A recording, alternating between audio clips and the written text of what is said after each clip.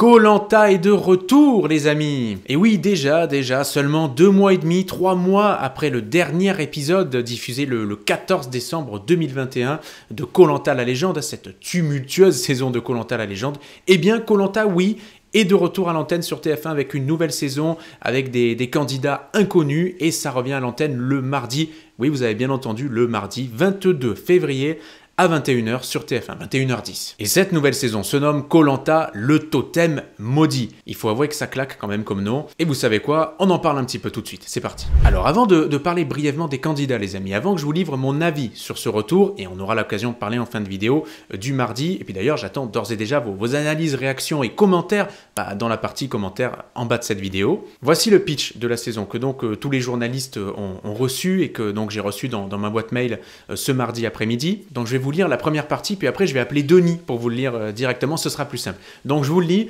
cette nouvelle saison de Koh Lanta est totalement inédite, c'est du jamais vu, il n'y aura pas un mais 2 totems cette saison. Petite parenthèse, oui les amis, vous avez bien entendu 2 totems cette saison. Il y aura celui que vous connaissez, le totem d'immunité qui protège les gagnants, et il y aura le totem maudit. Bon, je vous le continue avec la voix de Denis, ce sera mieux. Perdre une épreuve, c'est en hériter et subir l'une de ces nombreuses malédictions. Son ombre plane sur cette saison, du premier au dernier jour de l'aventure. C'est une certitude, le totem maudit va bousculer les destins des 24 nouveaux aventuriers qui ont décidé de se mesurer les uns aux autres. Dans des conditions dantesques, au pied des spectaculaires falaises de l'archipel de Palawan aux Philippines, ces 24 aventuriers Robinson vont découvrir la vie à la dure, la faim, la fatigue et les stratégies.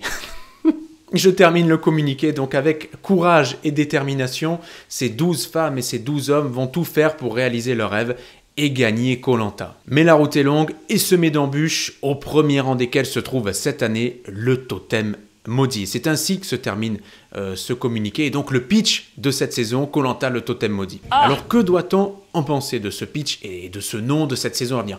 Bon, pour le moment, rien véritablement tant qu'on n'a rien vu, mais on a quand même des petits éléments, des éléments comme ça d'indices. Sur le papier, c'est prometteur, il faut le reconnaître, le scénario est prometteur, le nom est prometteur.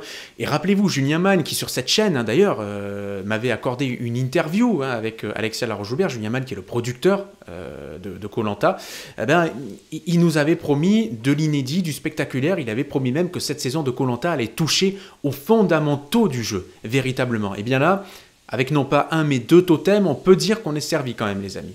Bon, donc on verra ce que ça donne. Notons que pour l'anecdote, ce n'est pas la première fois que Koh Lanta se rend aux Philippines, et c'est même la deuxième fois que Koh Lanta se rend sur l'archipel donc de Palawan. La première fois, c'était en 2007 pour la saison éponyme Koh Lanta Palawan, remportée par notre Jade, bien entendu, avec Kevin également. Ils étaient 2 vainqueurs, souvenez-vous. Un petit mot du casting à présent. Alors, j'ai pas le droit de vous montrer les images, les photos des aventurières et aventuriers, et je sais pas de toute façon si ce serait une très très bonne idée, parce que peut-être que vous voulez garder la surprise. Sachez juste, les amis, qu'en description de cette vidéo, je vous laisse un lien, un petit mot avec un lien qui vous redirigera directement vers les photos des candidates et candidats avec donc leur nom, leur âge, leur profession, leur lieu d'origine et aussi une petite biographie donc transmise par ALP et TF1 en quelques lignes. Et là, vous apprendrez plus de choses sur les candidats. Mais si vous voulez garder la surprise, vous pouvez, et je vous le conseille d'ailleurs. Bon, sachez tout de même en quelques mots qu'on a un casting qui, sur le papier, comme le pitch de la saison, comme le nom, est prometteur. Sincèrement, on a des aventurières et des aventuriers, donc 12 femmes et 12 hommes qui sont très sportifs pour beaucoup.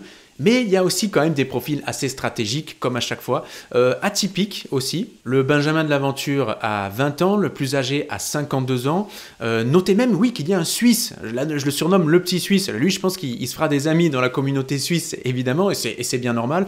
Désolé pour nos amis belges, je crois qu'il n'y a pas de Belges dans cette saison. Mais je peux vous dire, si vous êtes abonné à la chaîne, ou alors si vous allez le faire, que vous êtes en train de le faire et que vous êtes aussi en train de mettre un petit pouce vers le haut, et je vous en remercie infiniment, vous savez que ça me rend toujours très heureux, sachez qu'il y aura des surprises par rapport au casting de cette saison sur la chaîne. Restez connectés, ça arrive dans les prochaines semaines. Bon, comme bilan de cette annonce donc de la nouvelle saison, on retient que c'est le mardi 22 février à 21h10, 21h15, bon, on verra, peu importe. On retient évidemment l'idée très intéressante et prometteuse, je l'ai dit plusieurs fois, du double totem, le totem d'immunité, et puis le totem maudit. On retient un casting qui évidemment est fait d'inconnus, ce qui va nous permettre de laver l'affront, si j'ose dire, de Koh-Lanta la légende, et d'oublier un petit peu cette saison qui s'est malheureusement mal terminée. Mais ce que vous avez retenu, et je l'ai vu déjà dans les premiers avis, les premiers commentaires un peu partout sur les réseaux sociaux, c'est le mardi, le jour de diffusion évidemment de cet épisode.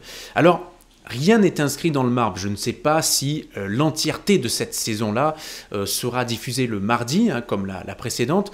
Ce qui est sûr, c'est que le premier épisode sera diffusé, oui, un mardi 22 février. Ce qui se passe, c'est que nous avons donc Star à domicile sur TF1, les vendredis 18 et vendredi 25. Je ne sais pas combien de numéros ont été signés, tournés, mis en boîte déjà par TF1, donc il peut y en avoir 3, 4, 5 qui vont suivre, ce qui ferait autant de vendredis qui sautent pour Koh-Lanta, mais rien n'empêche de croire que dans les semaines suivantes, le totem maudit bifurquera du mardi au vendredi. En tout cas, je souhaite que ce soit le cas, parce que sincèrement, on sait que le mardi, c'est une mauvaise expérience pour Koh-Lanta.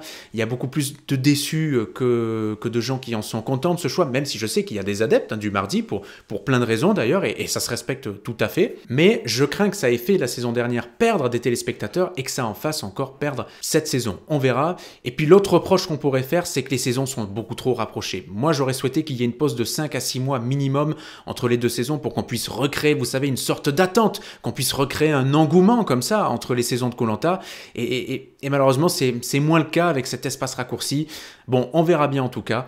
On se donne rendez-vous donc le 22 février. Pour terminer cette petite vidéo, les amis, alors sachez que je suis très heureux de vous retrouver pour parler de Koh-Lanta, bien entendu, mais sachez que j'ai deux petites recommandations de vidéos à vous faire, donc qui concernent la chaîne, les deux dernières. Si pas mal d'entre vous m'ont dit, Alex, tu fais pas de séries, de critiques de séries, films et tout pendant les lives, c'est arrivé ces dernières années. Eh bien oui, sachez qu'il y a deux critiques, dont la critique d'Archive 81, c'est le phénomène du moment sur Netflix, et je vous promets que c'est pas du bullshit, c'est une série qui vaut le coup. Si vous aimez le genre un peu horreur, fantastique, vous aimerez cette critique. Et puis il y a la critique aussi du documentaire sur Neymar, le chaos parfait. Voilà les amis, j'ai été donc très heureux de vous retrouver. Si vous êtes au ski, soyez prudents. Si vous êtes au boulot, bon courage. Couvrez-vous bien, faites attention à vous. Et je vous dis rendez-vous dans quelques jours pour une prochaine vidéo. Je vous embrasse. Ciao, ciao.